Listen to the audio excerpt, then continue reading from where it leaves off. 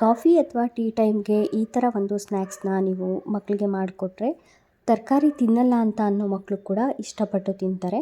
ನಾನಿವತ್ತು ತರಕಾರಿನ ಬಳಸಿ ಒಂದು 2-3 ತರಕಾರಿನ ಬಳಸಿ ಪಕೋಡ ಯಾವ ರೀತಿ ಮಾಡೋದು ಅನ್ನೋದನ್ನು ನಾನು ತೋರಿಸ್ತಾ ಇದ್ದೀನಿ. ಈರುಳ್ಳಿನ ನಾವು ಬಳಸಿ ಪಕೋಡನ ಮಾಡ್ತೀವಿ, ಆದರೆ ಇವತ್ತು ತರಕಾರಿನ ಬಳಸಿ ನಾನು ಯಾವ ರೀತಿ ಪಕೋಡನ ಮಾಡೋದು ಅಂತ ತೋರಿಸ್ತಾ ಇದ್ದೀನಿ. ಮೊದಲಿಗೆ ನಾನಿಲ್ಲಿ ಈರುಳ್ಳಿ, ಆಲೂಗೆಡ್ಡೆ ಹಾಗೆ ಹೂಕೋಸು, ಪಾಲಕ್ ಸೊಪ್ಪನ್ನು ತೊಗೊಂಡಿದ್ದೀನಿ. ಪಾಲಕ್ ಸೊಪ್ಪು ಬೇಡ ಅಂತ ಅನ್ನೋರು ಸ್ಕಿಪ್ ಮಾಡ್ಬೋದು, ಅದ್ರ ಬದಲಿಗೆ ಸಬ್ಬಸಿಗೆ ಸೊಪ್ಪನ್ನು ಬಳಸ್ಕೋಬೋದು. ನಾನಿಲ್ಲಿ ಎಲ್ಲವನ್ನು ಕೂಡ ನೀಟಾಗಿ ಸಣ್ಣದಾಗಿ ಹೆಚ್ಚಿಟ್ಕೋತಾ ಇದ್ದೀನಿ. ಮೊದಲಿಗೆ ವಾಶ್ ಮಾಡಿ ಎತ್ತಿಟ್ಕೊಂಡಿದ್ದೆ. ಹೆಚ್ಚಿಟ್ಕೊಂಡಿದ್ದಂತಹ ತರಕಾರಿ ಎಲ್ಲವನ್ನು ಕೂಡ ಒಂದು ಬೌಲ್ಗೆ ಹಾಕ್ಕೊಂಡಿದ್ದೀನಿ. ಇದಕ್ಕೆ ನಾವಿವಾಗ ಸ್ವಲ್ಪ ಉಪ್ಪನ್ನು ಹಾಕಿ ಡ್ರೈ ಮಿಕ್ಸ್ ಮಾಡ್ಕೊಳ್ಳೋಣ. ಉಪ್ಪು ಎಲ್ಲ ತರಕಾರಿಗೂ ಇಟ್ಕೋಬೇಕು, ಹಾಗಾಗಿ ನಾನು ಡ್ರೈ ಮಿಕ್ಸ್ನ ಮಾಡ್ಕೋತಾ ಇದ್ದೀನಿ.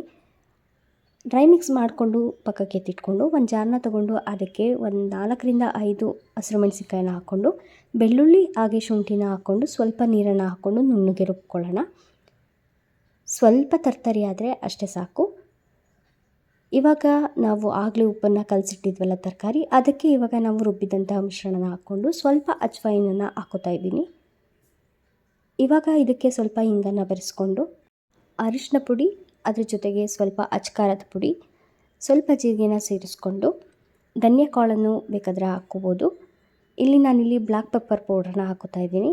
ನಂತರ ಸ್ವಲ್ಪ ಕೊತ್ತಂಬರಿ ಸೊಪ್ಪನ್ನು ಹಾಕ್ಕೊಂಡು ಇಲ್ಲಿ ಸೋಡಾನ ಬಳಸ್ತಾ ಇದ್ದೀನಿ. ಬೇಕಿಂಗ್ ಪೌಡ್ರ್ ಕೂಡ ಬಳಸ್ಕೋಬೋದು, ಇಲ್ಲ ಬೇಕಿಂಗ್ ಸೋಡಾ ಕೂಡ ಬಳಸ್ಕೋಬೋದು.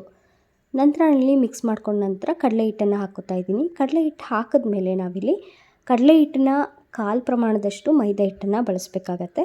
ಎರಡನ್ನೂ ಡ್ರೈ ಮಿಕ್ಸ್ ಮಾಡಿಕೊಂಡು ಸ್ವಲ್ಪನೇ ನೀರು ಹಾಕ್ಕೊಂಡು ಗಟ್ಟಿಯಾಗಿ, ಅಂದರೆ ಪಕೋಡನ ಯಾವ ರೀತಿ ಕಲಿಸ್ಕೋತೀವಿ ಪಕೋಡದ ಹಿಟ್ಟ ಆ ರೀತಿ ಕಲಿಸ್ಕೋಬೇಕಾಗತ್ತೆ. ಸ್ವಲ್ಪನೇ ನೀರು ಹಾಕಿ ಕಲಿಸ್ಕೊಳ್ಳಿ. ಜಾಸ್ತಿ ತೆಳು ಮಾಡಿಕೊಂಡ್ರೆ ಚೆನ್ನಾಗಿ ಬರೋದಿಲ್ಲ ಪಕೋಡ. ಈ ಹದಕ್ಕಿದ್ರೆ ಸಾಕಾಗತ್ತೆ. ಇವಾಗ ನಾನು ಇದನ್ನು ಪಕ್ಕಕ್ಕೆ ಎತ್ತಿಟ್ಕೊಂಡು ಬಾಣಲಿಯಲ್ಲಿ ಎಣ್ಣೆನ ಕಾಯೋಕ್ಕಿಟ್ಟಿದ್ದೀನಿ.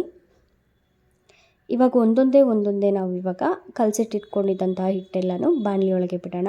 ಸೇಮ್ ಪಕೋಡ ಯಾವ ರೀತಿ ಬಂದಿರುತ್ತೆ ಅದೇ ರೀತಿ ಇರುತ್ತೆ ಟೇಸ್ಟು. ಒಂದ್ಸಲ ಟ್ರೈ ಮಾಡಿ, ಮಕ್ಳಿಗಂತೂ ತುಂಬಾ ಇಷ್ಟ ಆಗುತ್ತೆ ಅಂತಲೇ ಹೇಳ್ಬೋದು.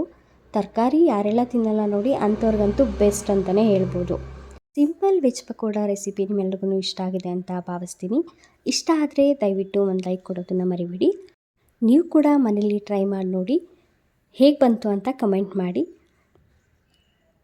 ಹೊಸದಾಗಿ ನನ್ನ ಚಾನಲ್ನ ನೋಡ್ತಾ ಇದ್ದರೆ ದಯವಿಟ್ಟು ಸಬ್ಸ್ಕ್ರೈಬ್ ಮಾಡ್ಕೊಳ್ಳಿ, ಬೆಲ್ ಐಕಾನ್ ಕ್ಲಿಕ್ ಮಾಡೋದನ್ನು ಮರಿಬೇಡಿ. ಮತ್ತೊಂದು ರೆಸಿಪಿ ಜೊತೆ ಸಿಗ್ತೀನಿ. ಅಲ್ಲಿವರೆಗೂ ನಮಸ್ಕಾರ.